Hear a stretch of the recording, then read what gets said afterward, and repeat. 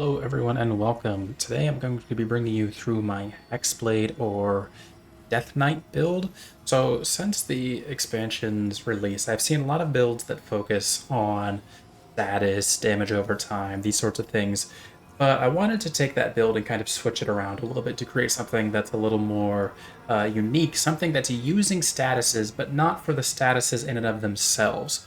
And today I'm going to be showing you the Hexblade or Death Knight. So the real difference between the Hexblade and the Death Knight is just the armor that you're going to be wearing.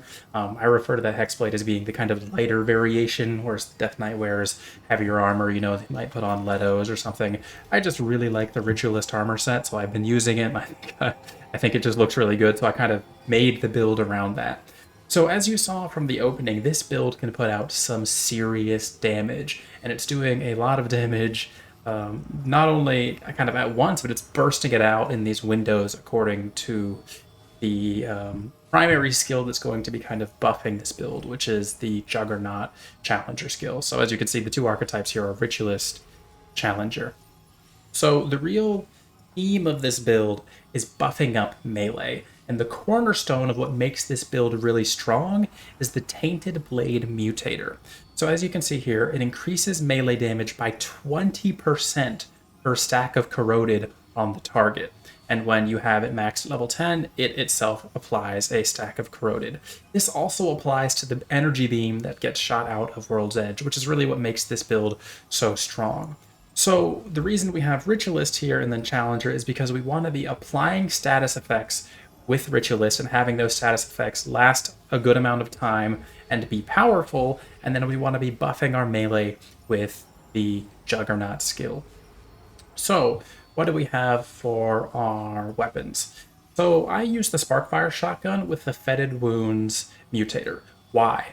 So for number one, because the Sparkfire shotgun is a status gun, so it's going to be kind of naturally aligned with our build, but also because when we're using the Fetid Wounds Mutator, we're going to be aiming for weak spots.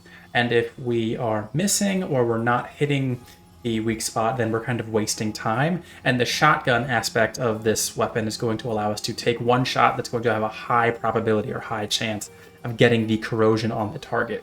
The goal of this build is not to use your guns. Your guns are just there to apply the corrosion, to apply the status, so then you can really go ham with the melee aspect of the build. So Fetid Wounds is kind of necessary here, and then Corrosive Rounds. So essentially what we're doing now is we're buffing Sparkfire Shotgun with Corrosive Rounds, we're getting a weak spot hit, and then in one shot we're applying 2 stacks of the corrosion, which is giving us a 40% melee damage buff, which is massive. That's insane right off the bat.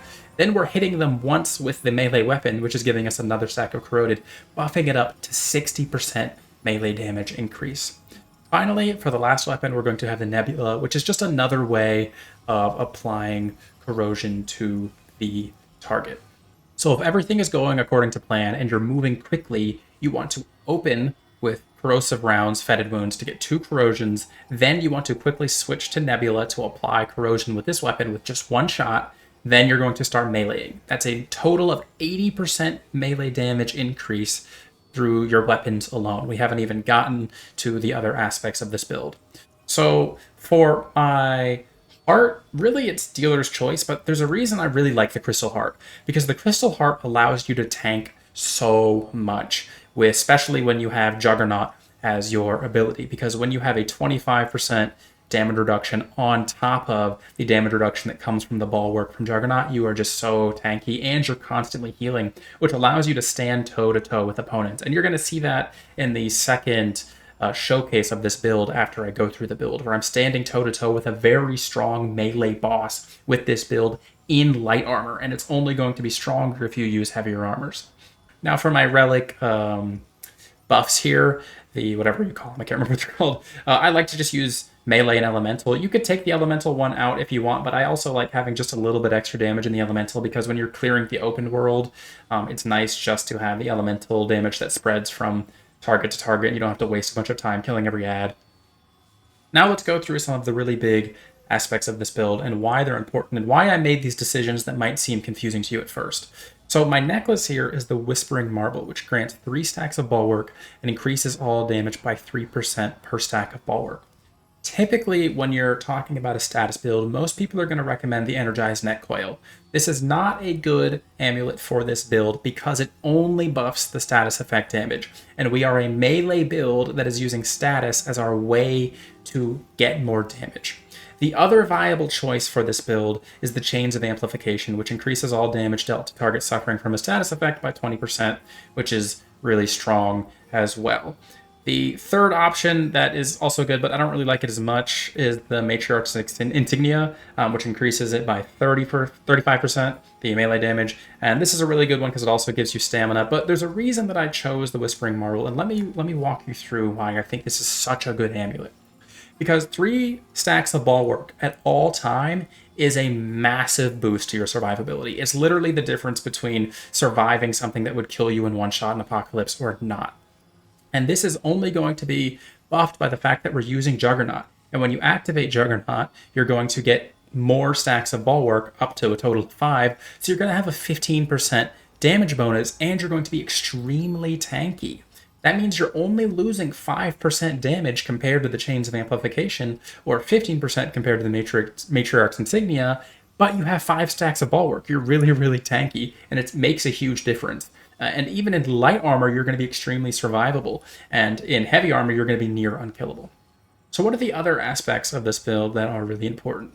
I really like Burden of the Destroyer, mainly because we're not using our guns. So a flat increase to damage dealt by 15% with our melee and our status effects is massive. Remember, our guns are just a means of applying status effect. They are not there for you to primarily do damage with them, although they will do damage.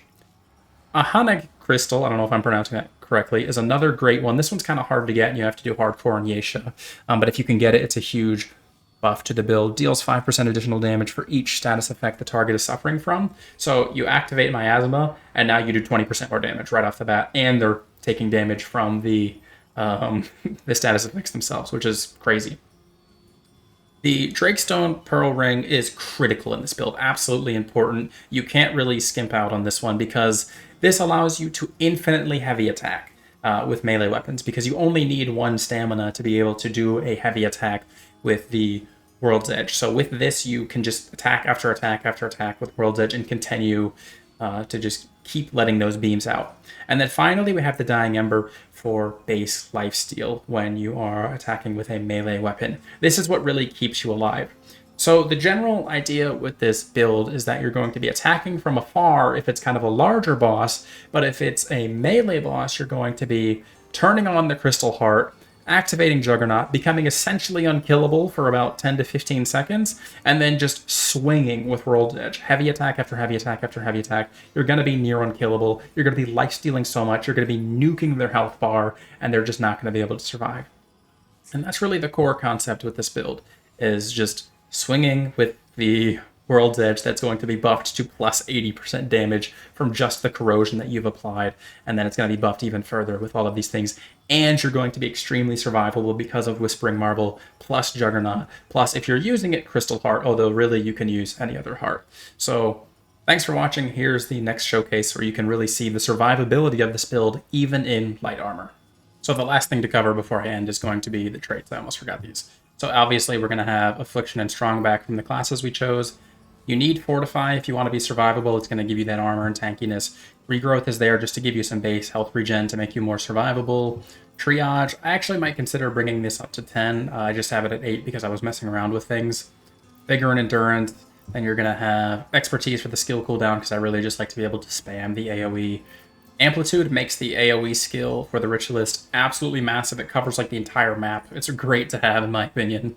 Recovery for stamina regen, although you don't really technically need this. It's just a quality of life one that makes things a lot easier. And then finally, we're going to have Siphoner to make you more survivable when you're swinging on the bosses. All right, back to the showcase.